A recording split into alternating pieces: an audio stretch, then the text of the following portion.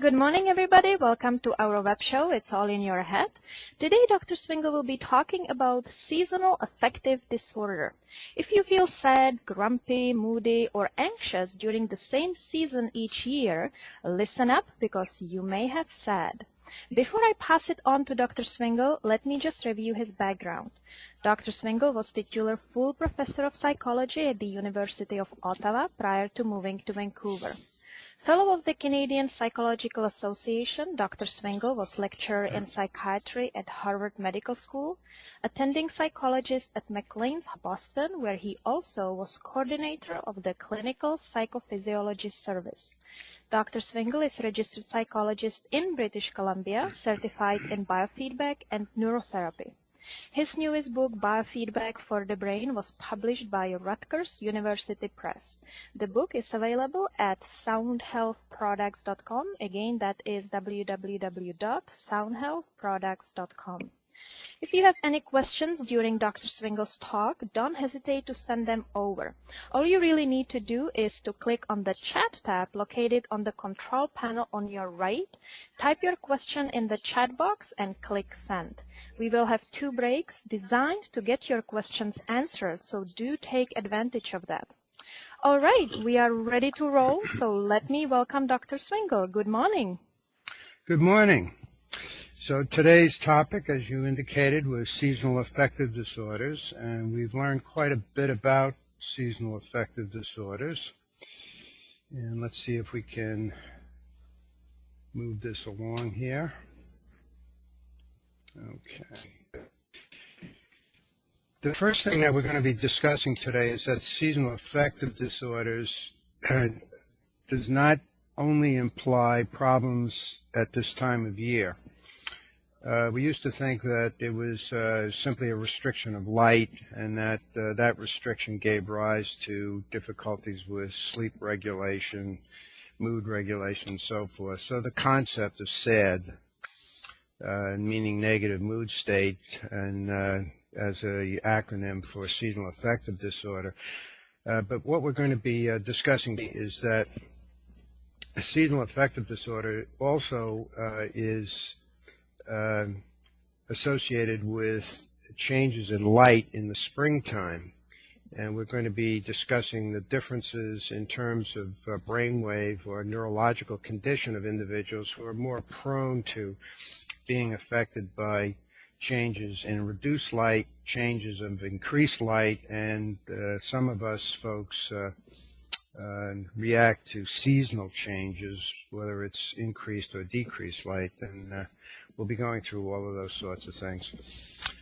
This is a list of some of the traditional symptoms that we think of when we're talking about SAD, and fall SAD is tiredness, fatigue, depression, crying spells, irritability, and so forth, poor sleep, loss of sex drive, decreased activity levels.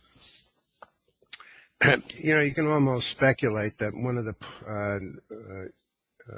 historical reasons for this is that we're supposed to put on weight and crawl into a cave and go to sleep. So this might just be a remnant of a few 100,000 years ago. However, the other implication associated with this is when it presents in the summertime, and you can see the symptoms there more commonly: insomnia, poor appetite, weight loss, so in other words, irritability and increased in stress levels. Suicide thoughts and actual suicide is associated with mood effects of seasonal changes. So we're going to be talking about fall and spring seasonal problems. The factors in SAD: the normal seasonal variation, the winter blues. True seasonal affective disorder is relatively rare. And if you go down into the tropics, you probably won't see any of it. It's most commonly part of a larger illness in which the change in light gives rise to manifestation of a sleep problem or a predisposition to depression, for example. Now, although we think of wintertime as the unhappy or blue season, April, according to T.S. Eliot, is the cruel month. And there are more suicides in April than any other month of the year. So we're going to be looking at all of those factors associated with these conditions. Cardinal marker for depression or predisposition to depression is when the right side of the brain, as shown there drawn with a red circle around it, when that side of the brain is more active than the contralateral, that is the left side. That's the cardinal marker for predisposition to depression. And there are a lot of ways that that can happen, and we'll review some of them as we proceed. High frontal beta, which is when you have elevated beta in the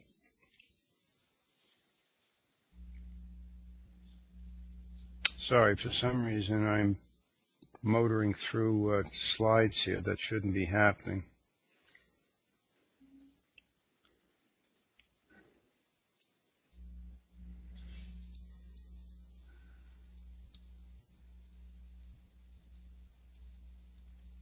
There we go. Sorry about that. Okay, this is when we're talking about high frontal beta activity, that is elevated fast frequency in the right side of the brain. That's the figure that I just showed you a moment ago. That's really not seasonal affective disorder. What that is predisposition to depression, and there are a number of things that might make it manifest, one of which can be low light conditions, and there's a vulnerability for relapse into depressed mood state. Treatment for that is to correct the imbalance between the right and the left side, and I'll be going over the methods we use to do that. Now, if you have elevated slow frequency over in the left side of the brain, the effect of that is for the right to be more active than the left. So we have a situation in which again, the right is more active than the left, which is a predisposition to depressed mood states. High frontal alpha, this is where the brain waves between 8 and 12 cycles a second are elevated in the front part of the brain, and what that's associated with is dysregulation, emotional dysregulation. And you often have what I call a shadow marker, a shadow depression marker, in which even though you have marked elevation of the strength of the alpha waves on both sides of the brain, you also have a slight imbalance of greater amount of beta, that is greater amplitude of beta on the right relative to the left. I think it's probable that this is more likely true seasonal affective disorder, in which the high frontal alpha is giving rise to dysregulation. Now, it's interesting that high frontal alpha is also associated with attention deficit disorder, and it is a dysregulated form of attention deficit disorder in which people just can't get their ducks in a row, problems with planning, organizing, sequencing, and following through on things. So the springtime seasonal affective disorder is associated with poor stress tolerance. And this is associated with low ratio of the strength of slow frequency relative to fast frequency in the back of the brain. Now, these are individuals who actually may feel better in the fall, but are more vulnerable to increased anxiety, poor stress tolerance in the springtime. Now, it's interesting, when I went to school, what we were taught about springtime blues, as they were called, was more of a psychodynamic explanation. Here I am just plogging along, and I see all of this life exploding in front of me. The flowers are coming out, the birds, the little chicks are up there clicking away, and here's poor old me. And it was a contrast effect. That is, I was feeling very grumpy and sad because my life wasn't exploding in a positive way like what was going on around me.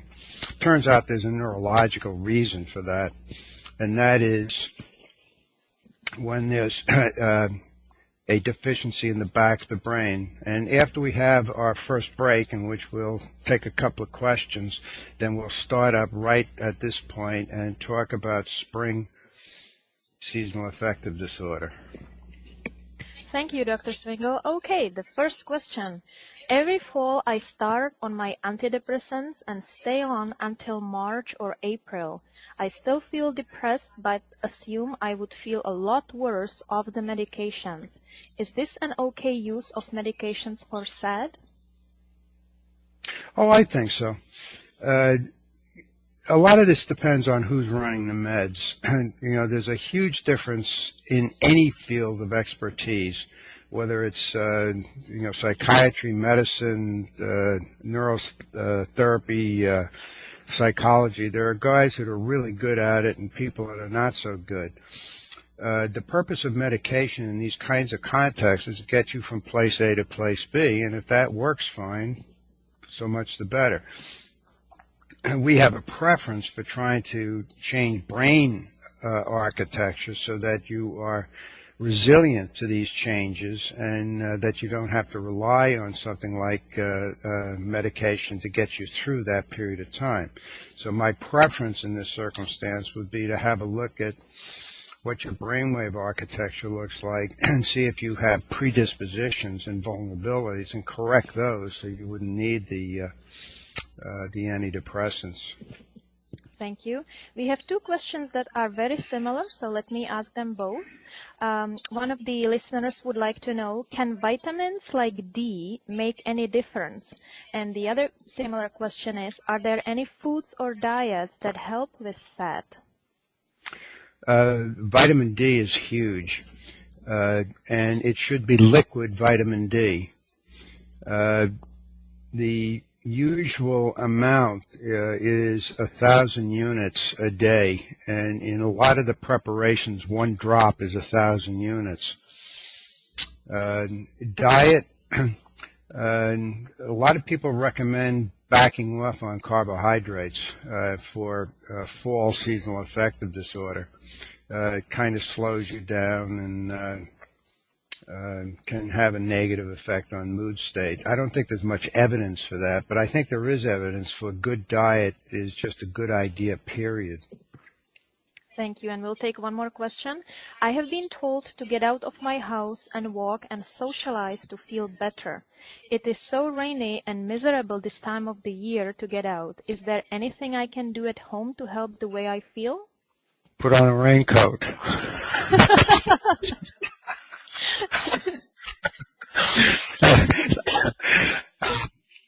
In all seriousness, getting out and walking in whatever light we have available around this place is an extremely good antidepressant.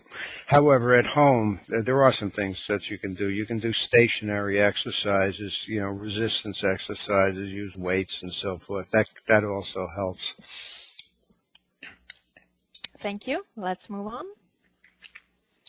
Okay, so this is where we left off, in which the vulnerability to spring seasonal affective disorder.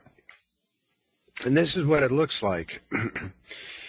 This is an individual who has defined his condition as depression, and we run into this a lot, in which it's not really depression, but it's anxiety that's causing the problem, and it's defined as depression.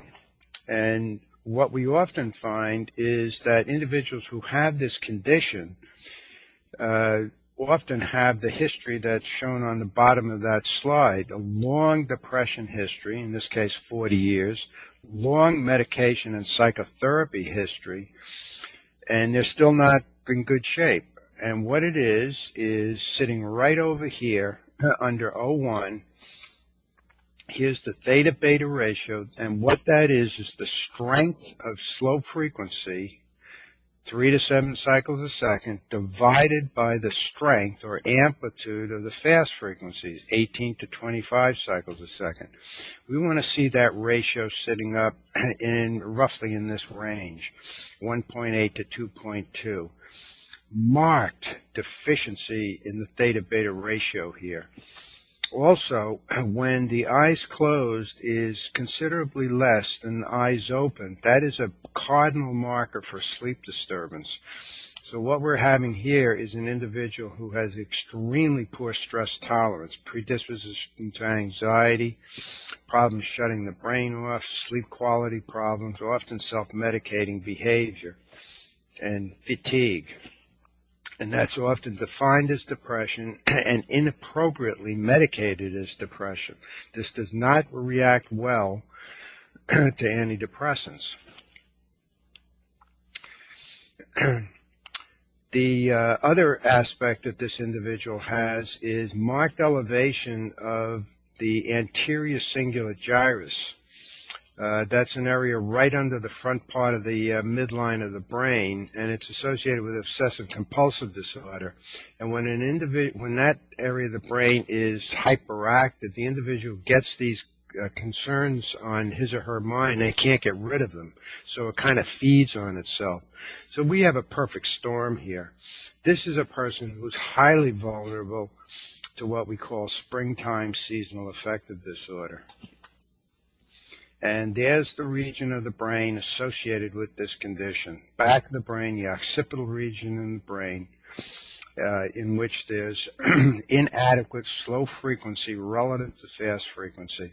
In the context of the metaphor here is the body is just not capable of quieting itself. The mind is just not capable of quieting itself.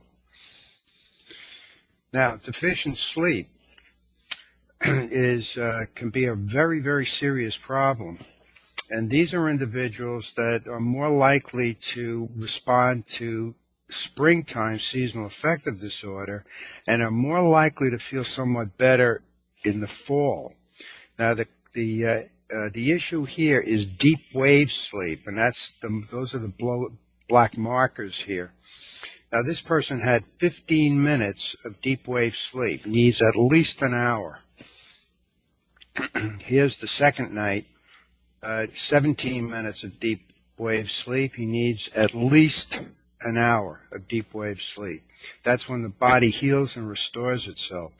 Now, we're doing sleep analyses now at the Swingle Clinic, and this is the kind of printout we get. We give individuals a monitor to take home, and it is a wireless EEG so that they wear a headband, and the brainwave activity is transmitted to a receiver that they put at their night table, and then they bring in the recording of roughly 4 nights of sleep. So we have a nice picture here of what it looks like over a 4-night period, so we're able to see if the pattern is stable.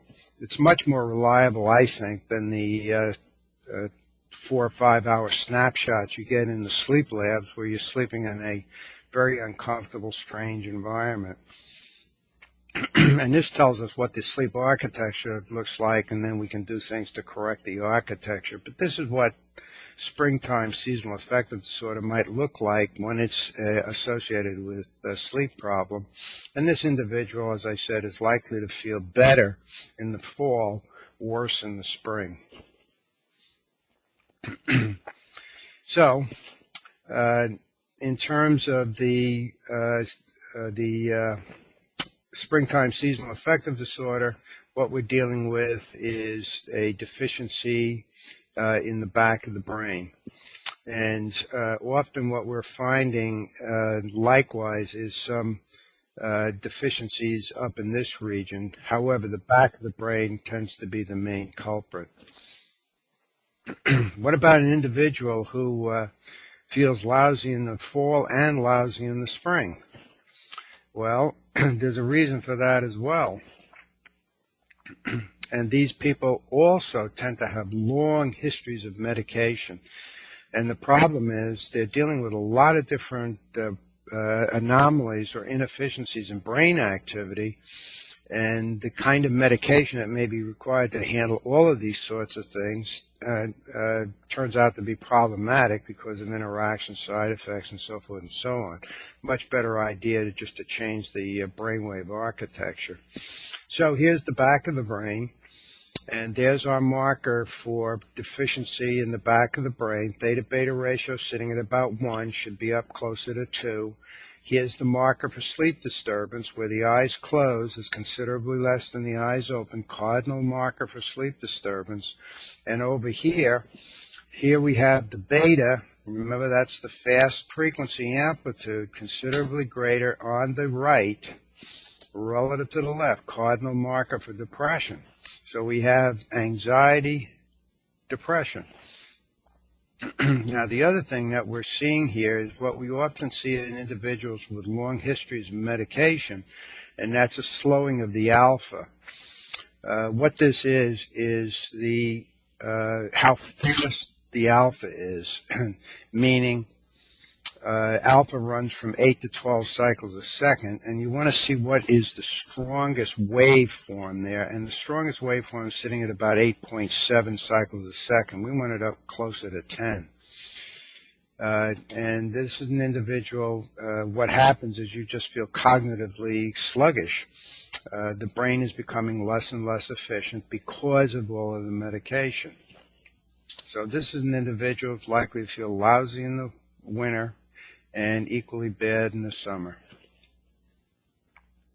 Here's the high frontal alpha one that we were talking about previously. And here is the activity, that is the strength of alpha in the front part of the brain. This is over the right front side of the brain. This is over the left front side of the brain. And this is markedly greater than what it should be. What it should look like is something in the order of about 13. So this is about 3 times greater than what it should be. And this is marked emotional dysregulation. Individuals that show this, and here's the back of the brain now. Deficiency in the slow-fast ratio, marker for sleep disturbance. So again, we've got an individual who's very likely to feel very badly in the springtime and likely to feel better in the fall.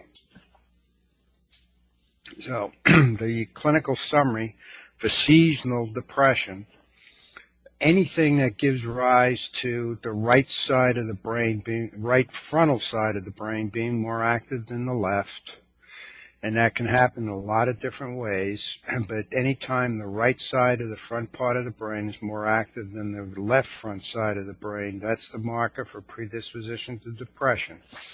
And a seasonal change can be a trigger for manifesting that. Then the one that tends to be associated with individuals who are having problems in the springtime is a deficiency in the back of the brain, and that is that ratio that's associated with the ability to tolerate stress. And then the case that we just looked at, in which there's marked elevation of alpha in the front part of the brain. So when this side of the brain is more active than that side, that's a marker for predisposition to depressed mood states. When the back of the brain, when there's a deficiency in slow frequency or too much fast frequency back here, the person can't quiet themselves, and they're predisposed to anxiety conditions, sleep disruptions, and so forth. So here's the springtime seasonal affective problem. Front part of the brain tends to be more associated with fall time sleep problems, and that's when this side's more active than that. And when you have too much alpha across this entire area, then again, that's the emotional dysregulation condition. What do we do about it? One of the principal methods that we use in the Swingle Clinic is referred to as brain driving. Now, what brain driving is, just classical conditioning associated with brainwave activity. You folks probably remember Pavlov and his dog, in which Pavlov, the Russian scientist, would give a dog meat powder and measure the amount of salivation, and then he would give the dog meat powder and ring a bell, and he would do that a few dozen times. So meat in the mouth and ring the bell, meat in the mouth, ringing the bell, and then he would only ring the bell, no meat, and the dog would salivate. So that's classical conditioning of the salivary response. Now we can do the same thing with the brain, and that's basically what we do. And we use a lot of different stimuli instead of a bell. These are lights that are around the periphery of glasses. The individual can look right through the glasses, of course, but these are the lights. So we can turn on those lights at various frequencies. They can be turned on at alpha frequency, which is 8 to 12 cycles a second, and so forth. This is what it looks like, a brain driving preparation for a client, and there are the lights, the goggles that I just showed you. And she also has headsets on, so we can present sound stimuli. We're also stimulating acupuncture points here. This is on what's called pericardium 6. And she has control of the intensity of light and sound, so it's always comfortable. There's nothing jarring about it. And this is the result of a brain driving treatment, in which what we're trying to do here, excuse me, is we're trying to balance the front part of the brain. Now remember, F3 is the left and F4 is the right. And what we're trying to do here is balance that front part of the brain. Excuse me. So what we're doing is we are suppressing fast frequency in this side of the brain. And we're doing that by turning on a sound when the brain is doing what we want it to do, and we're turning on a light when the brain is not doing what we want it to do. So if the amplitude of beta goes over a certain training threshold, the lights come on. If it goes in the right direction and goes below a training threshold, then the sound goes on. And this is what happens after the treatment. And you can see that we have a very nice reduction in the strength of that fast frequency sitting over the left side of the brain. So brain driving is an extraordinarily efficient and effective method for modifying brain activity as part of our neurotherapeutic treatment of these conditions. This is another example. This is the actual data. And here you can see this is the strength of the beta that we were talking about. And you can see it was sitting up in the range of 12.4 or so. And then after the treatment, the strength of that beta had dropped considerably. It dropped down to roughly 9.5 from 12.5. So that's a huge drop in the strength of that fast frequency in the back of the brain.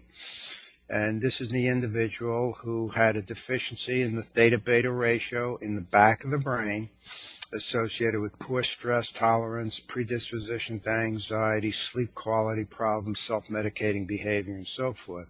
Now, this is the ratio that we were talking about. You recall the ratio of the amplitude of the slow frequencies divided by the amplitude of the faster frequencies, the theta-beta ratio as it's called. Started out at 109, which is quite a bit below what it should be. And after a 20-minute session, it was up at roughly 1.9. And that's an acceptable region in the back of the brain. And that's after one treatment. Now, I'm showing you good examples of this, of course. Most of our treatments are not quite that effective. You know, if we get 10% or so, that's extraordinarily good one trial effect. But we do get them up in this region. And there's the area that we're going after, back of the brain. Now, again, this is an individual who's more likely to feel uncomfortable in the springtime relative to the fall. More likely to feel better in the fall, bad in the spring. And again, this is the area that we're going after. So we would put the electrode right in this region here. And that would be set up so that we're doing brain driving to decrease the fast frequency in this region. That's the case that I just showed you.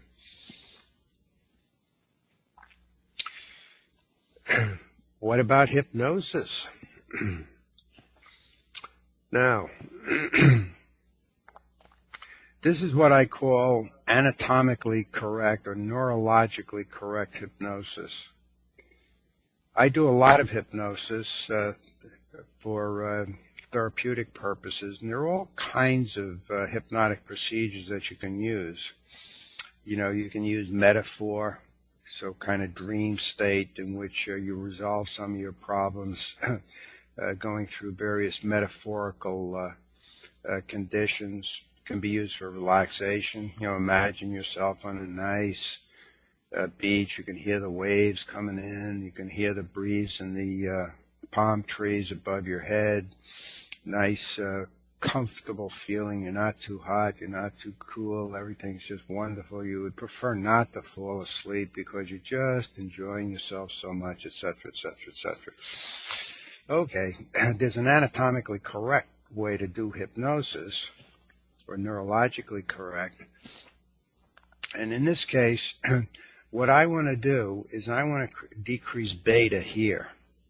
Now, this is beta that's on the left side of the brain. I'm sorry, the right side of the brain. So the right is more active than the left here.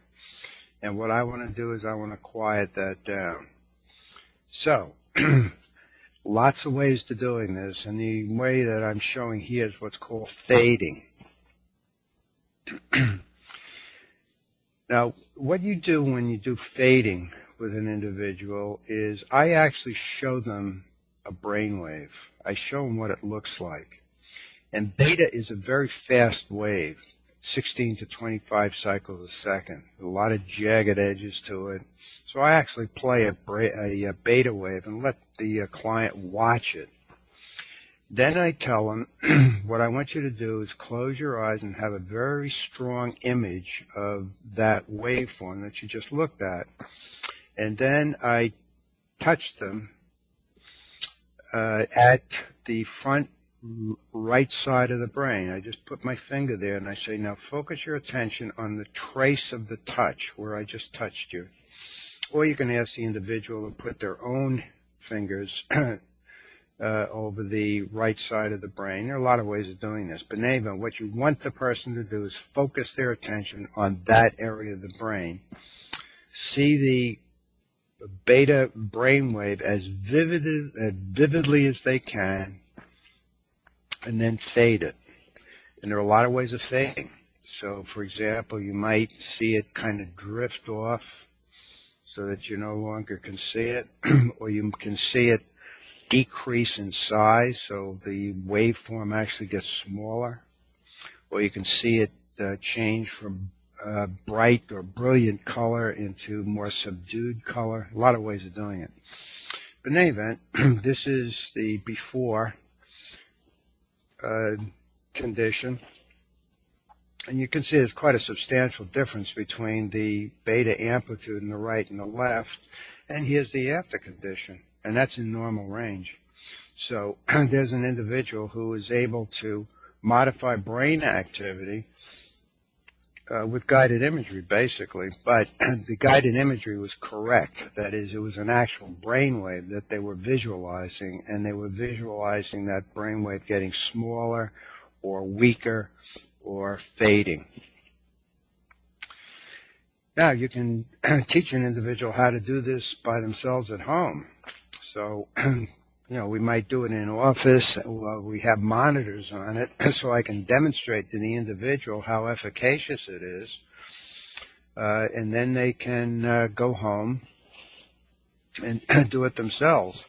Now, this is really just a technological form of meditation, of course. Eyes closed and focusing on something and manipulating it cognitively. Thank you, Dr. Swingle. We'll take a few more questions now. Do symptoms of SAD increase with age, and how does this relate to neuroplasticity? That's a very interesting question. As I'm getting older, I'm becoming profoundly more interested in age-related questions, I've noticed. One of the properties of getting older is very often you become more resilient. And resilience, I've been through this 50 times, so I know what it's going to look like, okay? That I'm going to get grumpy for a period of a month or so. I'm going to feel uncomfortable, and my sleep is going to be kind of rough and so forth. But I'm going to come out the other side and, still be grumpy, but less so. And I know what it's going to look like on the other side of this condition. So one of the reasons why a lot of the research has indicated that even though our brains may become somewhat less flexible, we become wiser. So wisdom comes with age. And the wisdom that they're talking about is pattern recognition. You've seen it all before. And that can act as an antidepressant, okay? I'm not falling into any pit I won't come out of. I fall into this pit every year, and I can come out the other side, and I know of some things that I can do about it. Plasticity of the brain, yes, clearly. The brain becomes somewhat less plastic as we age, and there are age-related declines.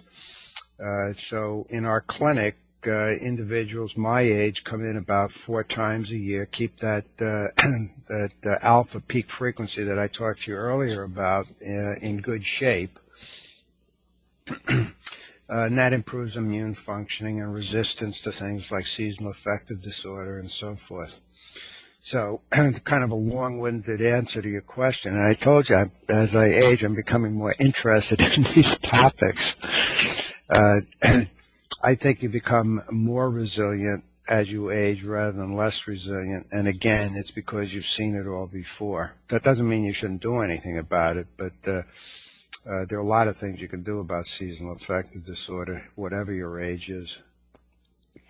Can you describe how you go about treating by changing brain architecture? Sure. There are 3 general classes of treatment in neurotherapy. The first is neurofeedback, brainwave biofeedback. That's the treatment that most people are familiar with. We set it up so that when the brain is doing what we want it to do, for example, if a brainwave is becoming weaker, which is what we want, let us say we want the strength of beta, for example, to decrease in the right side of the brain. We set it up so that when the brain is starting to, the strength of the beta is starting to decrease, the client hears a tone or sees something move on the computer monitor. And that's giving the person feedback that the brain is moving in the direction we want. And feedback is an extraordinarily powerful condition in which you can retrain the brain simply by responding to that feedback. The second class of treatments are the brain drivers, and that's the case that I showed you and the preparation I showed you with the woman, with the goggles on. And that brainwave biofeedback is instrumental conditioning. When the brain's doing what we want it to do, you'll hear a tone. classical condition, when the brain is responding in a particular way, we apply a stimulus to change it. And that is a situation, for example, if we want to increase beta, let's say, in the left side of the brain, when beta drops below a particular strength level, then we would turn on, let's say, 16 cyclosecond lights to entrain it and push it back up again. Third class of treatments are home-based. Things like what we were just talking about, self-hypnosis, for example, where we have a full range of harmonics that we use that will do things like increase slow frequency in the back of the brain for quieting, balance the frontal cortex, that's the sweep harmonic, which is moving back and forth to balance the front part of the brain. We have sleep harmonics that increase deep wave sleep, and we've been measuring this with our sleep monitors, by the way, so that we can determine if what we're prescribing is actually doing what we want it to do. So, and then once the brain gets into more normal functioning or more optimal functioning, then the efficiency of the brain is maintaining itself. And of course, if you're dealing with an optimal condition, it's just like going to a gym. Once you get your body in good shape, you don't go back and sit on the couch, because your body will not sustain itself in that optimal level. Same is true with the brain. If you're trying to optimize the brain, as opposed to simply correct some easily treated condition like ADD or depression, for example, then you would come in several times a year to maintain an optimal level of performance, and there would be things we would give you to do at home to maintain optimal brain performance. I like this question. Are there happy brain waves, and can we help the brain want to exhibit these? Oh, sure, lots of happy brain waves. The most important thing when you're dealing with a happy brain, with a good brain, is balance, so that the entire brain is functioning in a very efficient way, so that you're not putting in a lot of energy to compensate for inefficiencies. The best example of that is trauma. If an individual has been exposed to a very severe trauma, then the brain is putting out an enormous amount of energy trying to suppress the emotionality associated with it. So correcting that restores balance to the brain and increases the person's sense of well-being. Now, there are some individuals who are trying to market happy brainwave trainers, excuse me, in which what they're doing basically is increasing the amount of faster frequencies that are interconnecting the brain. The data on that to eliminate things like placebo and so forth is not compelling. However, getting a high degree of interconnection in the very high frequencies, gamma frequencies, does have a beneficial effect on the brain in terms of connectivity and so forth. It's kind of like what the benefit you get from good REM sleep. So individuals have a sense of well-being associated with that. So you might call that a happy wave. Okay, we have time for one last question. Low posterior theta-beta ratio and increased right frontal activation seem to be at the core of many disorders. Am I seeing that correctly? Bingo. Yes, absolutely. It's what I call a perfect storm, where you have a predisposition to depressed mood states and then poor stress tolerance on top of it. There are other conditions that make it even worse. For example, if you have hyperactivity anterior cingulate gyrus, that is that area under FZ that we were talking about earlier, then you do have a perfect storm. Depression, poor stress tolerance, can't let go of it, so it feeds on itself. It's interesting. We'll be talking about post-traumatic stress disorder in a later webcast, but whenever we are dealing with individuals with severe PTSD, they always show that deficiency in the back of the brain and a marker for predisposition to depressed mood states. And one of the things that we do with these returning vets is to address those areas, but they usually show a trauma marker on top of it that you have to deal with as well. And then there's the concept of preparation for duty. So a police officer, one of the training that a police officer might get prior to going into active duty is to correct the deficiency in the back of the brain and make sure the front part of the brain is balanced so that they're much more stress tolerant and they're less likely to have predispositions that can be provoked or manifested under these highly stressful conditions that they see multiple times a day. Thank you. Let's move on. The depressing news about antidepressants. There's nothing new about this. There are a lot of studies that are showing this. This one in particular, for example, is talking about 82% of the response to antidepressant is associated with placebo. Now, placebo is not a dirty word. What we do in any treatment modality is marshal the expectations of the client. When the client really is on board about trying to do what's necessary and being optimistic about outcomes, the results are going to be beneficial and positive. So there's nothing wrong with that. But the concept that we're going to rely on antidepressants for our depression conditions and seasonal affective disorders, I think is just not very efficient. And we have huge numbers of clients who show up for treatment heavily medicated. I mean, they wouldn't be sitting in front of us if the antidepressants were efficacious for their condition. And this is another issue associated with this, and this is from the research director at GlaxoSmithKline, which is a huge pharmaceutical company. And here's where he's talking about the problem with trying to find an efficacious antidepressant drug. And his data have indicated roughly the same thing, that there's a 5% difference between a placebo and an active drug. So the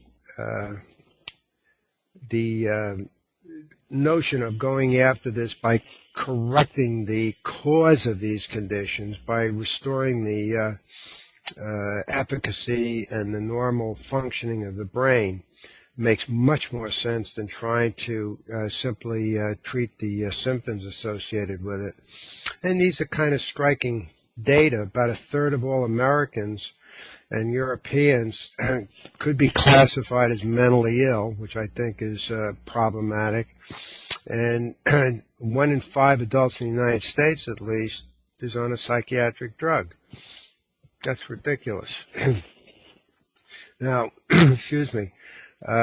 It's interesting that CNN, I'm advertising for CNN, I think tomorrow night is having a special on the problems associated with over-medicating with prescription medications. Apparently one person dies every 19 minutes from an overdose of prescription medication. Be interesting to see what kind of data they have about that. There are anti-blue devices, and the anti-blue devices that we recommend are those that modify brain architecture as opposed to trying to simply mask the symptom. The cranial electrical stimulator is one of the very, very efficient methods, and these are FDA approved devices. In the United States, they can only be obtained with prescription. In Canada, they're unregulated.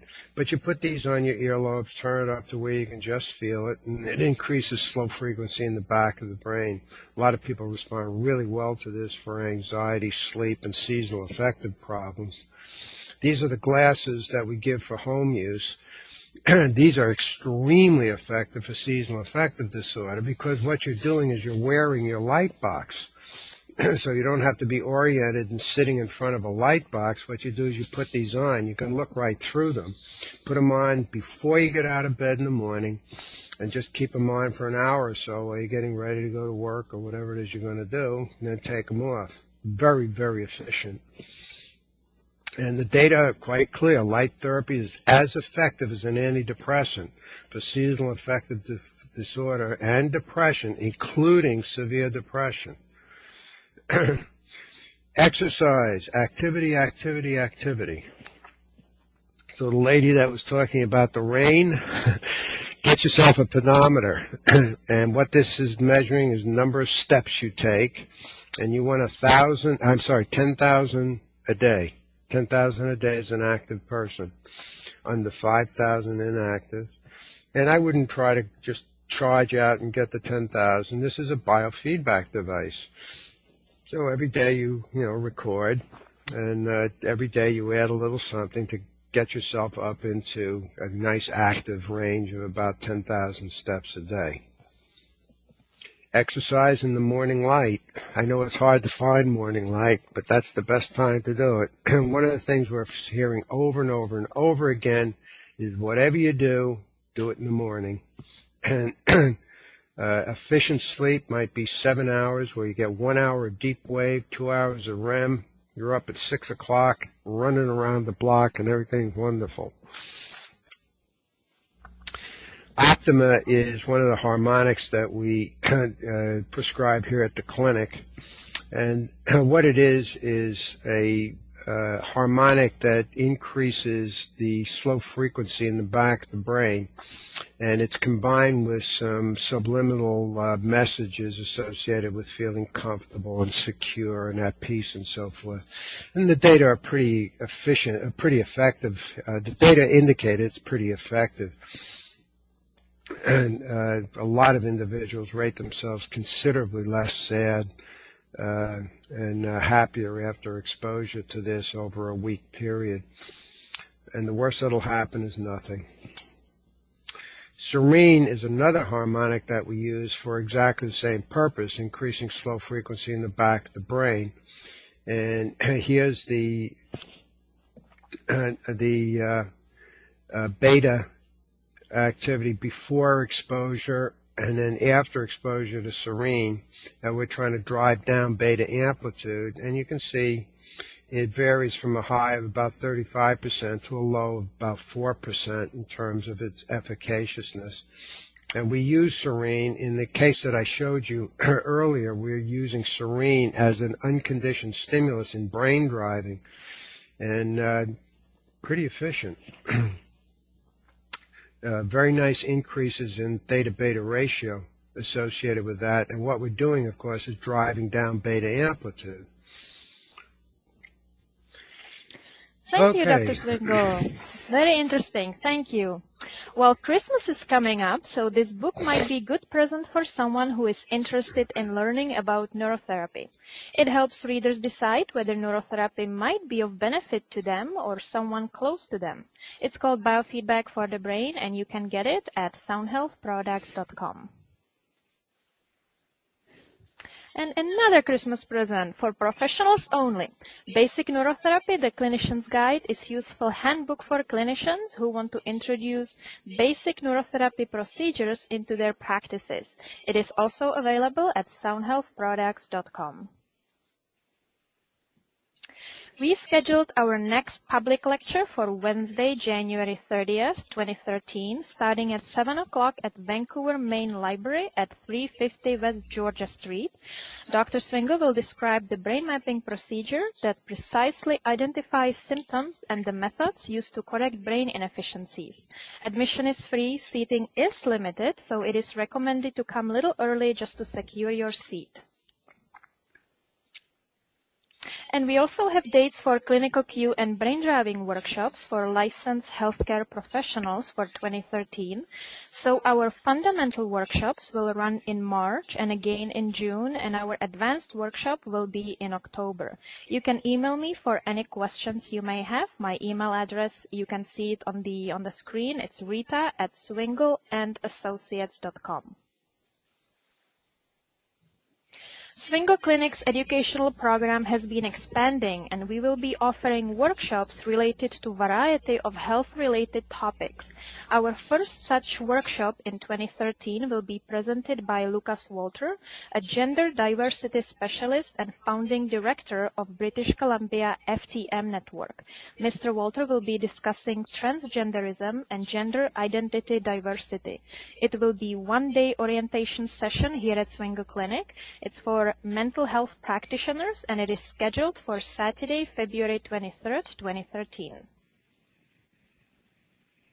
And finally, I must mention professional training that is offered by BioFeedBack Foundation of Europe. They offer online courses and webinars which are presented by Dr. Swingle. All the information can be found on their website, which is www.bfe.org.